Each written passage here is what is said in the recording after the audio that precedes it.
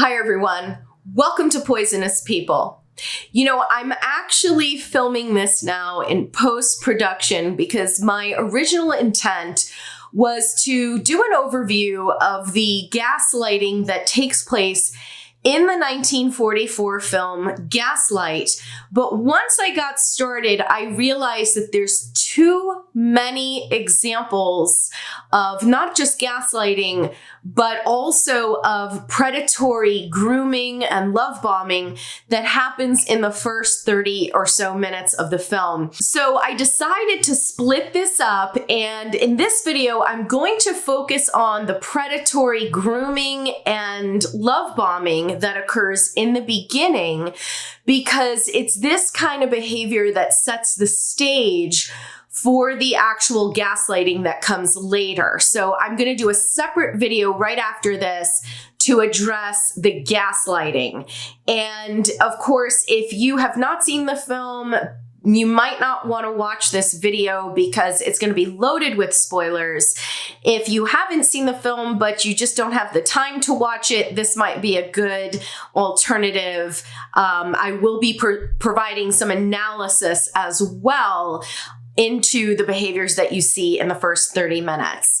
So I'm going to just get started. We're going to talk about the first part of the movie, how Paula, the main character, gets swept up into this situation where she is eventually gaslighted. And then in the next video, I will talk about the actual gaslighting.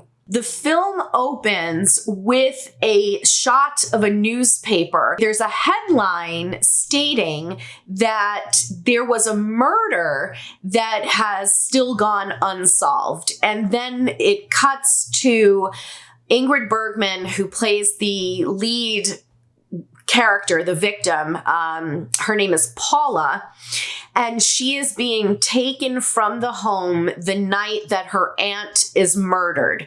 Her aunt was a famous opera singer named Alice Alquist. The next thing we see, it's actually about 10 or 11 years later, and we see her in Italy. She's at a voice lesson, and her vocal teacher pulls her aside and tells her something's different. He says, for years you've been here and something's different. Your heart's not in it. What's going on? And then he flat out says, are you in love?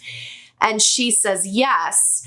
And so he recommends that she chase after happiness and go off with this person that she has fallen in love with. As it turns out, we find out in the next scene that the man who was providing the piano accompaniment in her vocal lesson is the man she's fallen in love with. He's a man named Sergius Bauer, who has changed his name to Gregory Anton. So as far as she knows, this guy's name is Gregory Anton. We find out that they've only known each other for 2 weeks. Think about that. They've only known each other. They haven't been dating 2 weeks.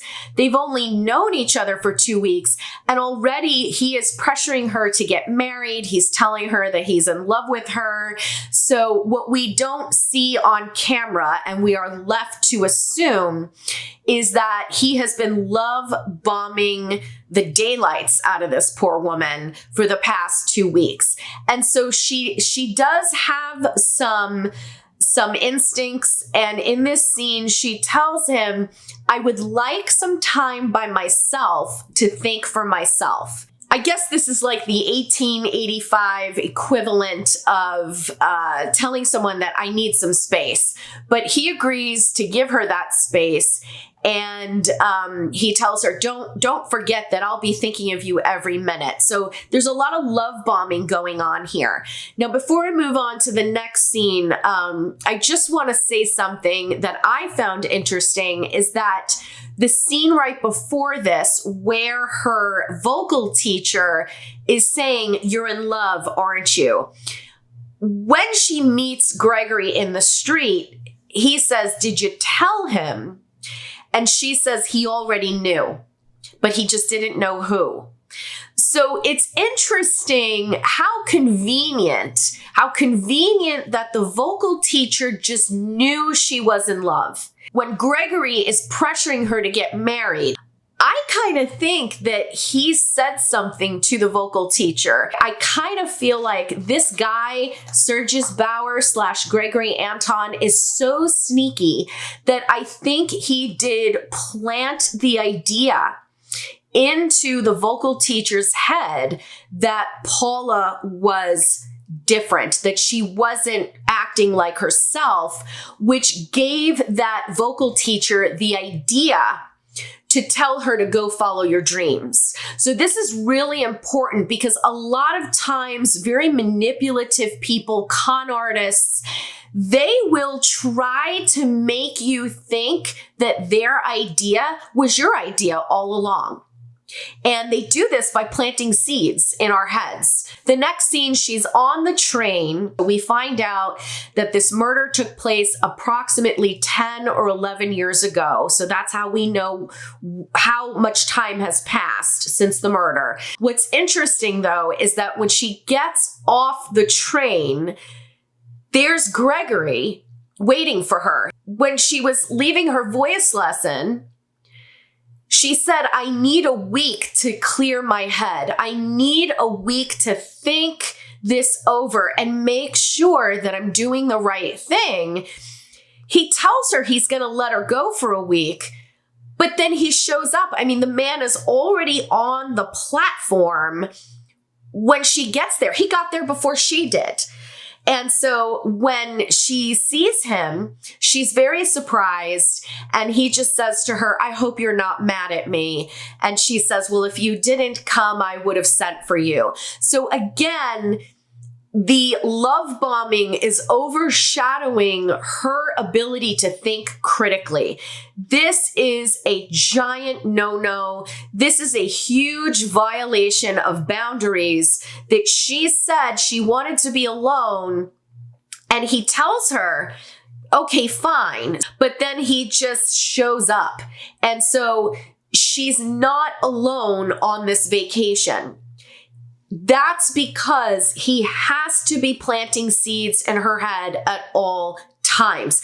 If he allows her to go off and think for a week, he runs the risk of her coming to her senses and using some common sense and realizing, I can't be with this man, because I don't know anything about this guy. I just met him and I'm talking about marrying him. So a lot of manipulative predator types will make sure that you never leave their sight, because as soon as you do that, they lose control. So he shows up, continues to love bomb her throughout her week. And so it's on this little break, this little retreat, which he barged in, that he asks her, where would you like to live? Where would you like to settle down? She says, oh, I haven't really thought about it. Maybe Paris? He says, Paris or Rome, or what do you think of London? So he knows he wants to get her back to London. He wants to get inside that home.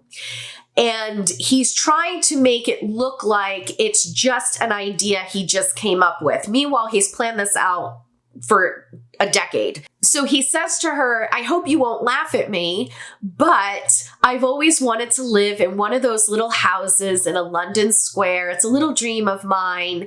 And she says, there is a house in a square, number 9 Thornton Square. My aunt left it to me. And she says, I haven't been there since the murder happened. I'm afraid. And he says, oh, no, I wouldn't want you to go there. And so again, this is that manipulation of trying to make her think that it's her idea. Because he says, no, I don't want you to have to be exposed to that again. And she says, oh, no, ridiculous. You will have your house in the square.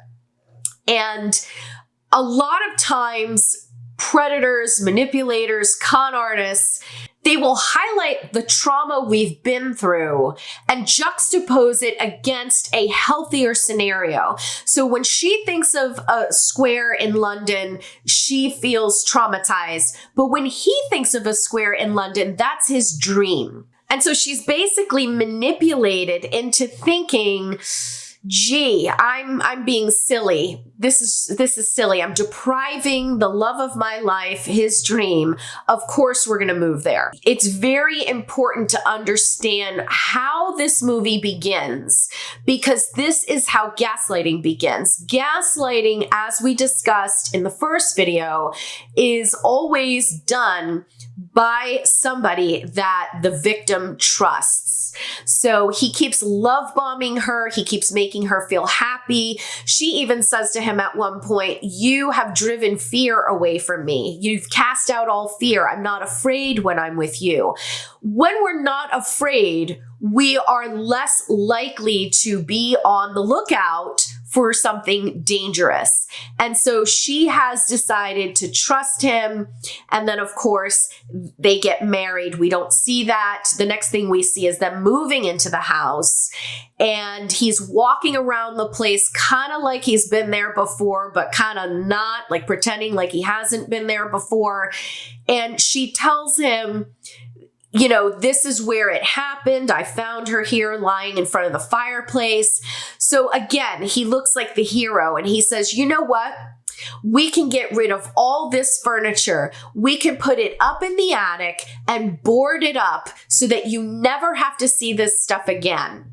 There's a reason why he wants to take all the furniture and put it up in the attic and board up the door. He's the one who actually murdered Alice Almquist a decade earlier. And he was after some very expensive jewels that belonged to Alice Almquist, and he couldn't find them. So the real reason he wants all of her belongings up in the attic is not because he's just so sensitive to Paula's traumatic response to these objects. He wants the furniture in the attic so that he can rummage through those things in peace. Okay, so that pretty much sums up the predatory grooming and love bombing stage.